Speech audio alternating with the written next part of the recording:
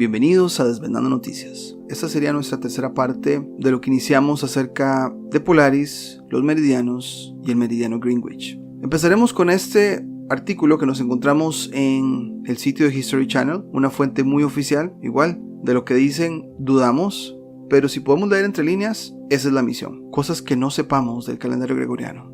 Interesante que la Pascua siempre era observada en el equinoccio de primavera en el pasado. Ya no, ya sabemos que es un asunto lunar, pero bueno, ese no es el tema de hoy, pero antes simplemente lo hacían y no había necesidad de cambiar fechas todos los años para esa celebración. Es lo que nos interesa. 26 segundos por año. Esto de que tenemos 365 días, 366 en un año bisiesto, ha sido un intento de poder concordar el Sol con el movimiento de la esfera celeste, pero por más que se hace, nunca se va a llegar a un punto exacto, siempre va a haber un desfase. Obviamente sabemos que en 1582, según la historia oficial, se implanta este calendario. Bueno, acá dice que su sistema sigue fallando 26 segundos. Para el año 4909, el calendario gregoriano estará finalmente un día completo adelantado del año solar. Entonces, estas diferencias de segundos se van a poder finalmente encontrar en un punto exacto en el 4909, pero un día, y ese día se va a tener que atrasar. El punto es que hay desfases, sí. El Sol tiene la desventaja que no marca un año completo con el resto de las estrellas, entonces esta necesidad de calibrar cada año, como lo vamos a ver ahorita en un rato, es necesario. Quería mostrarles esto porque los navegantes del pasado usaban almanaques, y hay almanaques cada año. ¿Por qué cada año? Porque las coordenadas cambian, las estrellas se desfasan. Como hemos hablado, este movimiento al que le llaman precesión de equinoccios, creemos que no se da a nivel de terreno, se da a nivel del cielo. Y por ende, una actualización de medidas cada año es necesaria. Vayámonos a esta parte de la Conferencia Internacional de Meridianos. Dice por acá que resultó en la recomendación del meridiano Greenwich como el estándar internacional para la longitud de 0 grados. Esto significa que Greenwich ofreció una mejor infraestructura, ya tenían todo el control hecho, ya tenían documentación hecha. Entonces, si vamos a estandarizar todo esto, todo el mundo, tomemos a Greenwich como el punto 0 a nivel de tiempo y zonas horarias. Entonces, esto es como Estados Unidos estaba batallando, entre comillas, porque cada lugar tenía su hora. Aquí compararon, dicen, al mediodía en Washington, esas eran las horas en todos estos lugares. Ve que cada lugar tenía su propia medición. Esto me dice que quizá la gente local logró entender eso y hacían su, ese es nuestro mediodía, es esta hora, ¿no?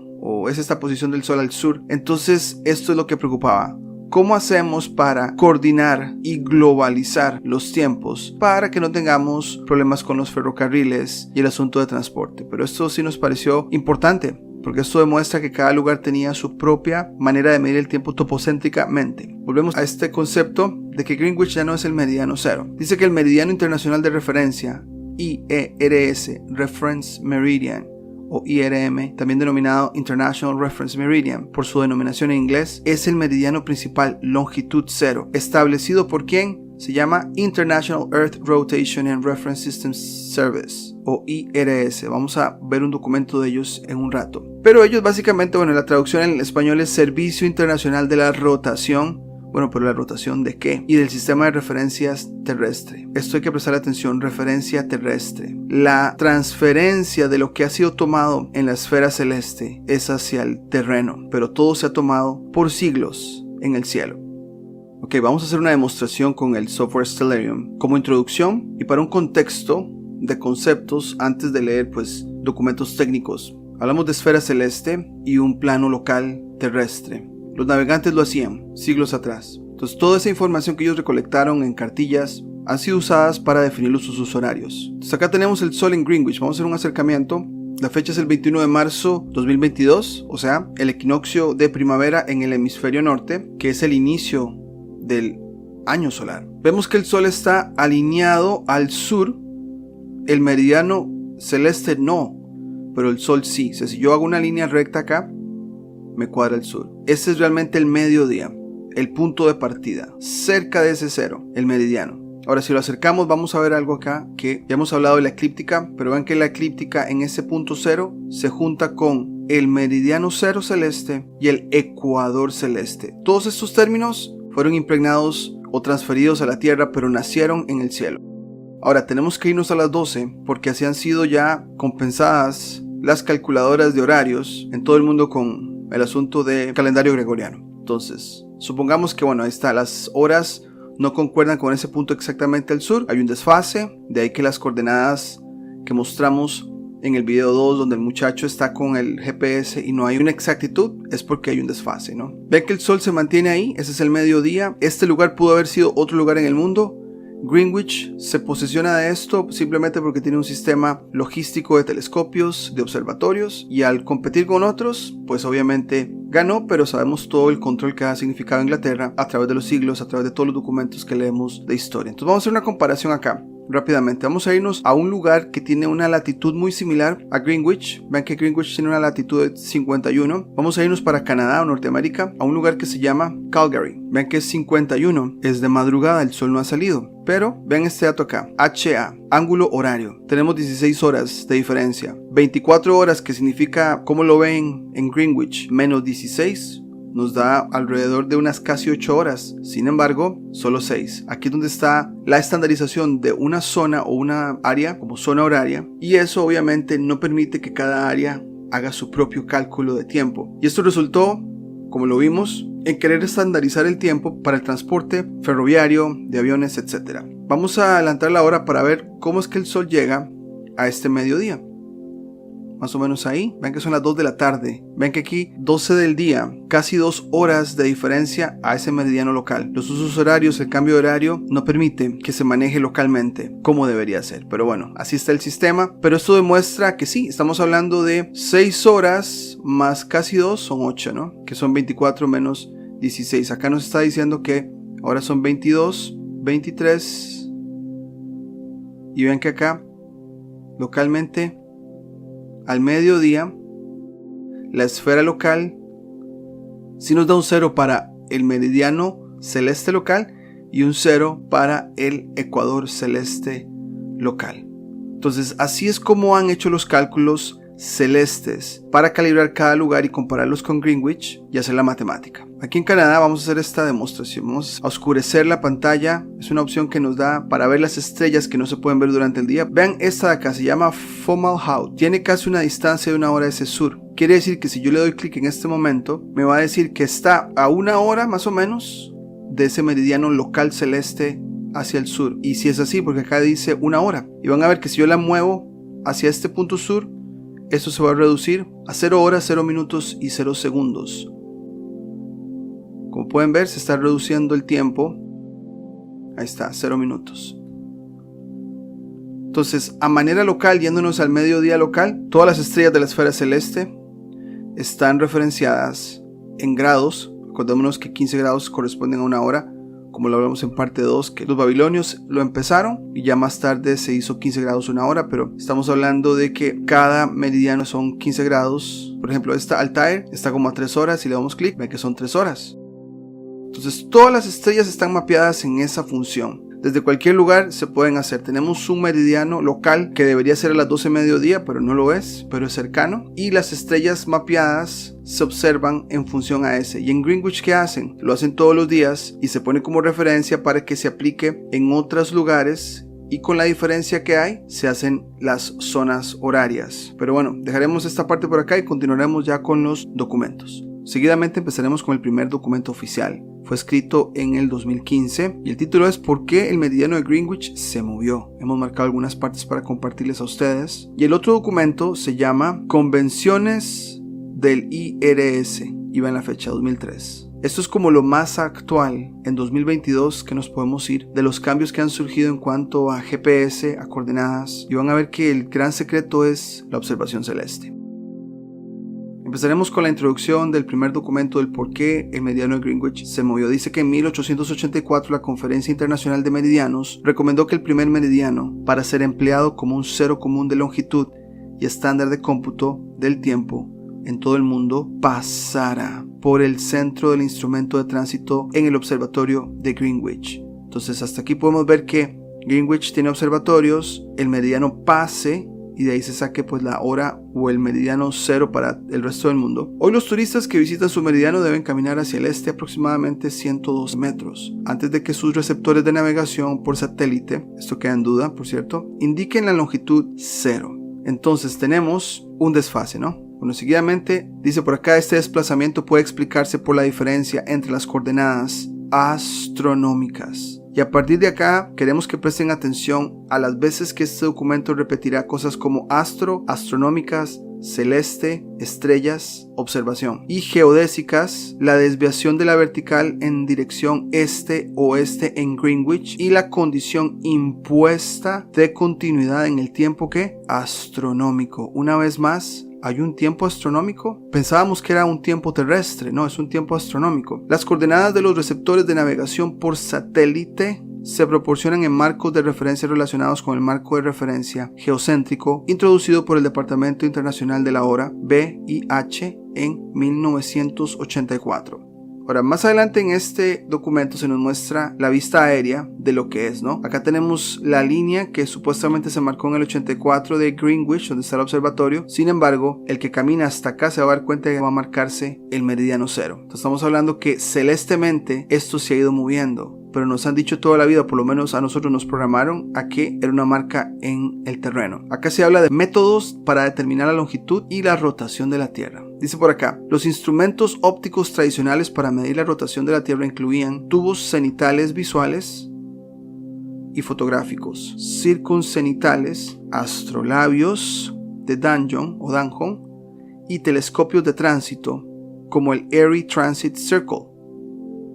Estos instrumentos midieron el tiempo sideral local. Prestemos la atención a esta parte, sideral local, observando el cielo con toda esta instrumentación, mediante el paso de estrellas de reloj. Todas esas estrellas que tenemos en nuestro astrolabio, importantes, que se ven a simple vista, especialmente designadas a través de un plano de referencia, establecido en parte por la dirección local de la gravedad. Obviamente están agregando aquí gravedad como para darle esa firma oficial, pero lo que nos llamó la atención es local. Entonces desde Greenwich usan toda esta instrumentación para medir el tiempo sideral local. Acordémonos que hay una diferencia de unos 4 minutos entre lo que el sol tarda en terminar un día con lo que el resto de las estrellas lo hacen, que es el tiempo sideral. Aquí les están llamando estrellas de reloj. Están continuamente midiendo para poder sacar este desfase y actualizarlo cada año, como veremos más adelante.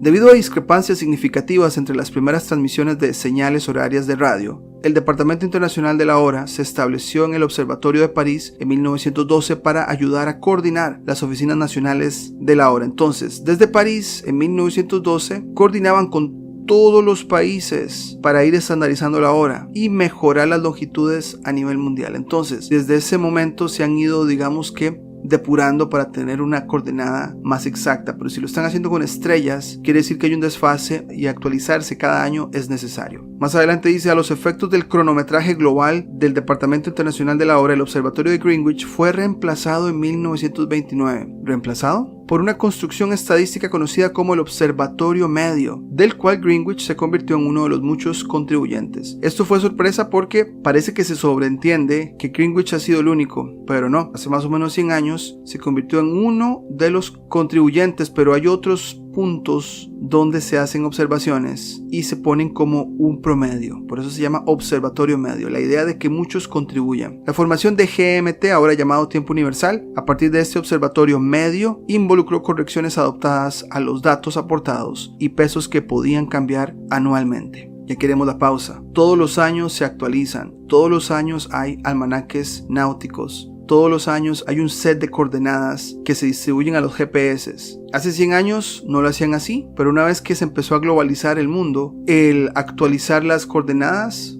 por medio de observación celeste fue necesario. Dice por acá, los retrasos en el análisis del movimiento polar del Servicio Internacional de Latitud hicieron que fuera poco práctico para el Departamento Internacional de la Hora corregir el tiempo universal para el movimiento del polo de rotación hasta mediados del siglo XX. El tiempo universal observado desde un observatorio determinado se designó como UT0, mientras que la escala de tiempo astronómico distribuida corregida para el movimiento polar se conoció como UT1. Entonces, marcamos aquí movimiento polar, pero nos están diciendo que tiene que ver con tiempo astronómico y que se observan desde observatorios y que ¿Era poco práctico? Ahora vamos a ver esto de movimiento polar, porque quisimos ver, bueno, ¿a qué se refieren con movimiento polar? Nos fuimos a Wikipedia, pero sabemos que hay mucha desinformación ahí. Ya les mostraremos por qué lo escogimos así. Dice, se denomina movimiento polar el desplazamiento que experimentan los polos, ¿qué? Celestes. No terrestres, celestes, de la Tierra con respecto a los polos geográficos. Entonces ven acá que hay una dependencia de lo que nos dice el cielo y lo transferimos a la Tierra, como consecuencia de minúsculas desviaciones en el eje de rotación terrestre. Estas desviaciones son debidas a pequeñas fluctuaciones en la geometría del planeta o en su distribución de masas,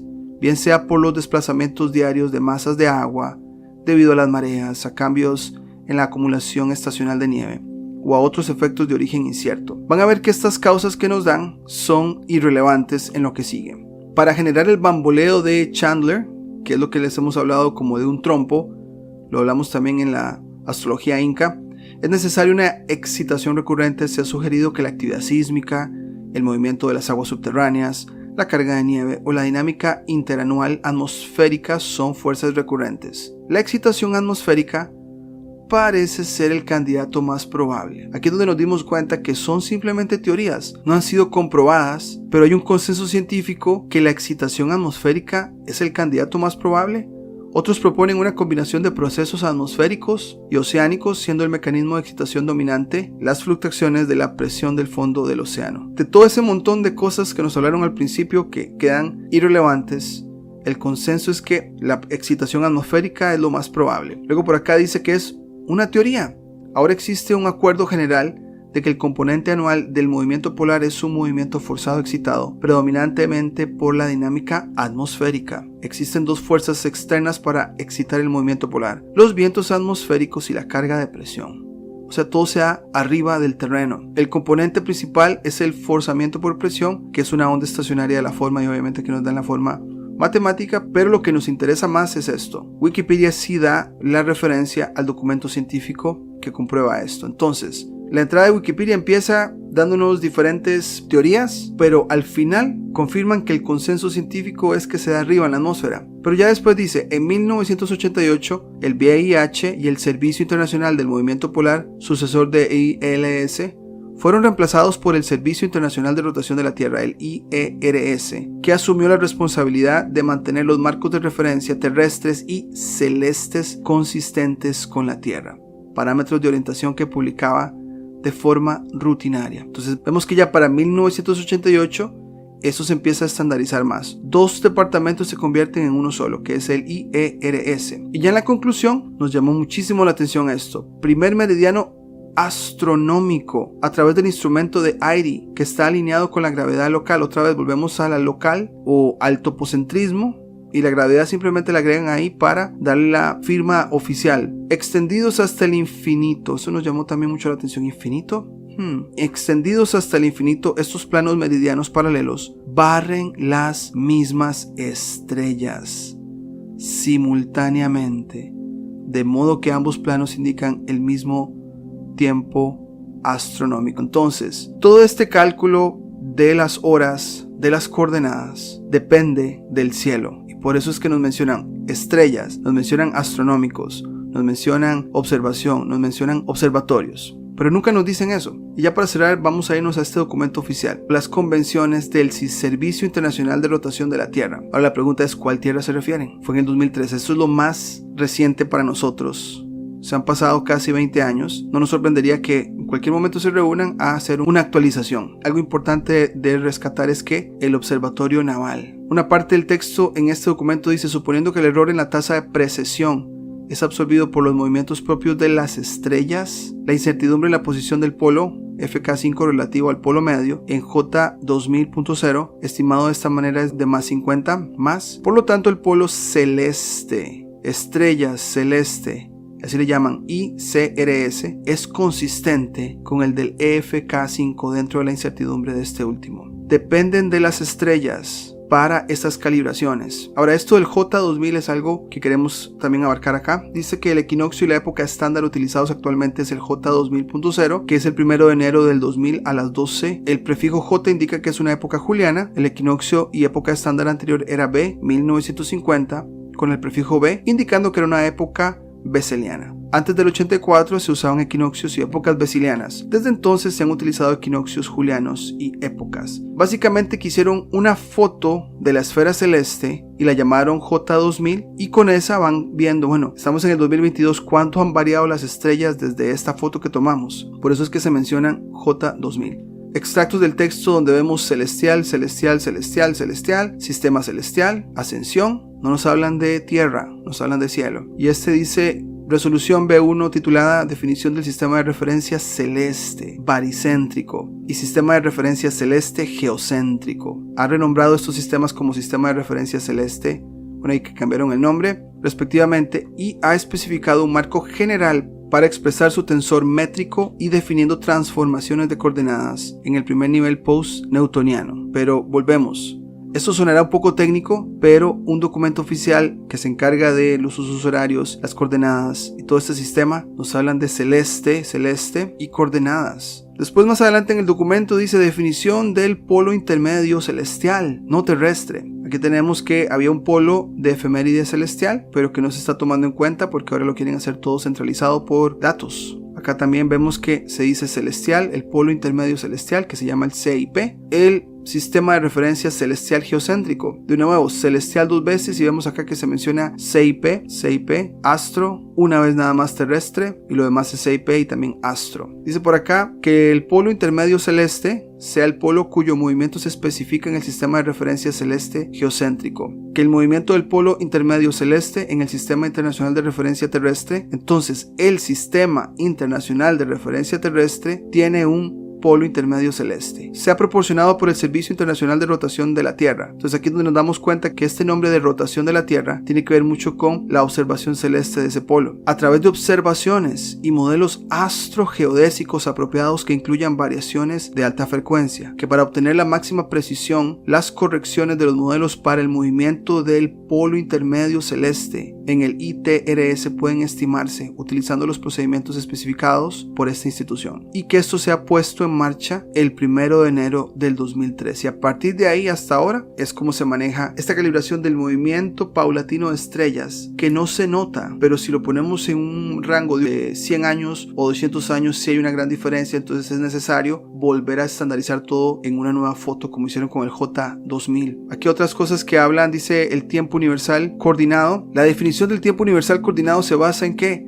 En la observación astronómica de la escala de tiempo UT1 para introducir segundos bisiestos. Volvemos al calendario gregoriano. Hay que ir calibrando esto año a año. Que los imprecedibles segundos intercalares afecten a los modernos sistemas de comunicación y navegación. Obviamente, que las observaciones astronómicas proporcionan una estimación precisa, observaciones astronómicas de la desaceleración secular de la tasa de rotación de la Tierra. Una vez más, observación astronómica.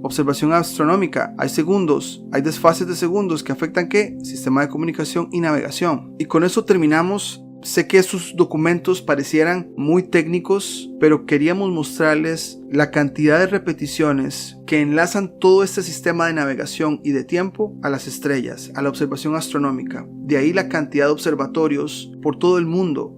De ahí que la centralización de datos y que Greenwich e Inglaterra se encarguen de hacer todo esto para poder tener ese punto como la hora cero, pero como les dijimos al inicio, pudo haber sido en otra parte del mundo. Simplemente Inglaterra ya tenía una infraestructura hecha y fue más fácil que ellos siguieran. Pero el punto acá es que estandarizar el mundo en tiempo y en coordenadas es una agenda globalista para poder comunicarse para sus agendas, más que para personas queriendo viajar y experimentar otras culturas. Pero bueno, dejaremos este video hasta acá. Si tienen algún comentario, aporte a esta presentación, nos encantaría escucharla. Pero por ahora sería todo y nos vemos en la próxima. Si te gustó el contenido del canal, no olvides suscribirte, darle campanita para notificaciones, darle me gusta, comentar o compartir. Hasta la próxima.